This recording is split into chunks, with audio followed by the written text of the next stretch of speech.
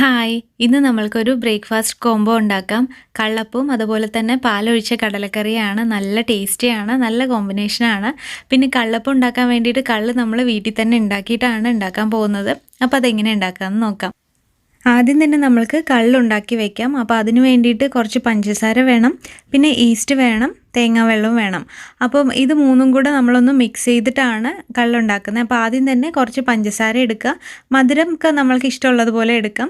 പിന്നെ ഒരു 1/4 teaspoon yeast മതി 1 കപ്പ് തേങ്ങാവെള്ളത്തിന് വേണ്ടിയിട്ട്. അപ്പോൾ ഈ വെള്ളം ഒഴിച്ചിട്ട് കുറച്ച് നേരം ഈസ്റ്റ് ഒന്ന് പൊങ്ങി വരാൻ വേണ്ടിയിട്ട് വെയിറ്റ് ചെയ്യുക. അതിന് ശേഷം ഒരു 5 മിനിറ്റ് വെച്ചാൽ മതി. അതിനുശേഷം ഈ ഒരു ഈസ്റ്റ് കണ്ടോ ഇപ്പം അങ്ങ് പതഞ്ഞ് വന്നിട്ടുണ്ട്. ഇത് നമ്മൾക്ക് തേങ്ങാവെള്ളത്തിൽ ഒഴിച്ചിട്ട് ഒരു 12 മണിക്കൂറോളം വയ്ക്കുക. ഇല്ലെങ്കിൽ രാത്രി ഉണ്ടാക്കിയിട്ട് രാവിലത്തേക്ക് എടുത്താലും മതി. അപ്പോഴത്തേക്കും ശരിക്കും ആ ഒരു കള്ളിൻ്റെ ടേസ്റ്റിൽ നമ്മൾക്ക് കിട്ടും. ഇനി അഥവാ ഇങ്ങനെ ഉണ്ടാക്കാൻ ഇത്തിരി ബുദ്ധിമുട്ട് തോന്നുന്നുണ്ടെങ്കിൽ നമ്മൾ വെറും ഈസ്റ്റ് മാത്രം ഇട്ടിട്ട് ഉണ്ടാക്കിയാലും മതി.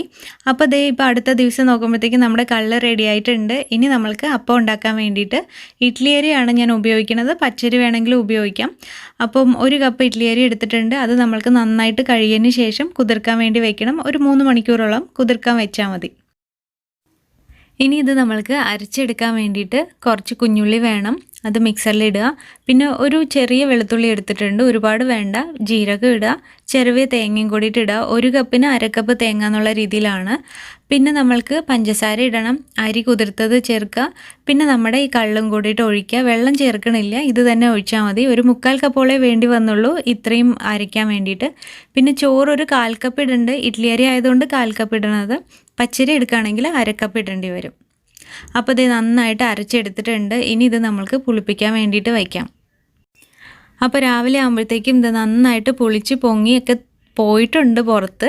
അപ്പോൾ ഇനി നമ്മൾക്ക് ഇതിലോട്ട് ആവശ്യത്തിന് ഉപ്പ് ചേർക്കണം. ഉപ്പും കൂടെ ചേർത്ത് നന്നായിട്ടൊന്ന് മിക്സ് ചെയ്തിട്ട് ഇത് നമുക്ക് ഇപ്പം മാറ്റി വയ്ക്കാം എന്തായാലും. അതിനുശേഷം കടലക്കറി ഉണ്ടാക്കാം. കടലക്കറി ഉണ്ടാക്കിയതിന് ശേഷം പിന്നെ അപ്പം ഉണ്ടാക്കിയെടുക്കാം.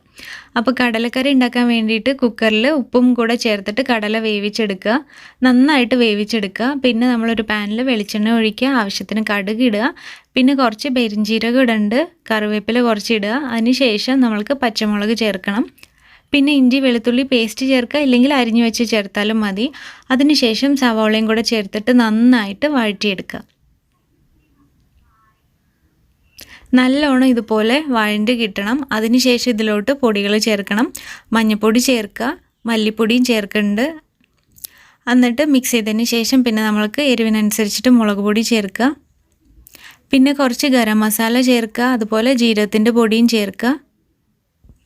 അതിനുശേഷം പിന്നെ തക്കാളി ചേർക്കുക. തക്കാളി ചേർത്ത് നന്നായിട്ടൊന്ന് തക്കാളിയൊക്കെ സോഫ്റ്റായി കഴിയുമ്പോൾ നമ്മുടെ ഈ വേവിച്ച് വെച്ചിട്ടുള്ള കടലയും കൂടെ ചേർത്ത് മിക്സ് ചെയ്യുക. പിന്നെ നമ്മൾക്ക് അവസാനം കുറച്ച് കുരുമുളക് പൊടിയും അതുപോലെ തന്നെ ഉപ്പ് നമ്മൾക്ക് നോക്കുക. കടലയിൽ ഇട്ടിട്ടുണ്ട്, അപ്പോൾ അതിനനുസരിച്ചിട്ട് ഉപ്പ് പിന്നെ വേണമെങ്കിൽ ചേർക്കാം. പിന്നെ ഗരം മസാലയും കൂടെ ചേർക്കുന്നുണ്ട് അവസാനം. അതിനുശേഷം ഒന്ന് മിക്സ് ചെയ്യുക. 2-3 മിനിറ്റ് നന്നായിട്ടൊക്കെ തിളച്ച് വന്നതിന് ശേഷം പിന്നെ തേങ്ങാപ്പാൽ ഒഴിക്കാം. തേങ്ങാപ്പാൽ ഒരു 3 ടേബിൾ സ്പൂണോളാണ് ഒഴിക്കുന്നത്. കൂടുതലാണെങ്കിൽ ഒഴിക്കാം. ഗ്രേവി എത്ര വേണോ അതിനനുസരിച്ചിട്ട് ഒഴിച്ചാൽ മതി. അപ്പോൾ അങ്ങനെ കടലക്കറി റെഡി ആയിട്ടുണ്ട്. ഇനിയിപ്പം അപ്പം ഉണ്ടാക്കാം. കള്ളപ്പം ഉണ്ടാക്കുമ്പോൾ നമ്മൾ സാധാരണ ഇതുപോലെ ദോശ തവയിൽ ഉണ്ടാക്കിയിട്ട് ഇങ്ങനെ മറിച്ചിടുകയാണ് ചെയ്യുക. ഒരു ഭാഗം വെന്ത് കഴിയുമ്പം. സാധാരണ അപ്പം ഉണ്ടാക്കുമ്പോൾ നമ്മൾ മൂടി വയ്ക്കാറാണല്ലോ പതിവ്.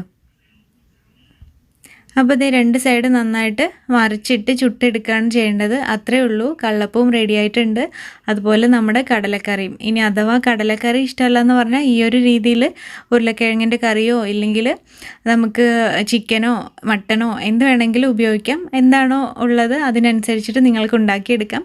പക്ഷേ ഇതേപോലെ ഒന്ന് കള്ളപ്പം ഉണ്ടാക്കി നോക്കുക, നല്ല ടേസ്റ്റിയാണ്. കള്ളുണ്ടാക്കിയിട്ട് തന്നെ കള്ളപ്പം ഉണ്ടാക്കി കഴിയുമ്പം കറക്റ്റ് ടേസ്റ്റ് കിട്ടും. ഇനി അഥവാ അങ്ങനെ ഉണ്ടാക്കുന്നുണ്ടെങ്കിൽ ഈസ്റ്റ് മാത്രം ചേർത്തിട്ട് ഉണ്ടാക്കിയാലും മതി, കുഴപ്പമൊന്നുമില്ല. അപ്പോൾ എല്ലാവരും ഇതുപോലെ ഒന്ന് ട്രൈ ചെയ്ത് നോക്കുമെന്ന് വിചാരിക്കണോ. പിന്നെ ട്രൈ ചെയ്തതിന് ശേഷം അഭിപ്രായങ്ങളൊക്കെ കമൻറ്റ് ചെയ്യാൻ മറക്കരുത്. അപ്പോൾ നമ്മൾക്കിനി അടുത്തൊരു വീഡിയോയിൽ കാണാം. ഈ വീഡിയോ ഇഷ്ടപ്പെട്ട് കഴിഞ്ഞാൽ ലൈക്കും കൂടെ ചെയ്തേക്കണേ.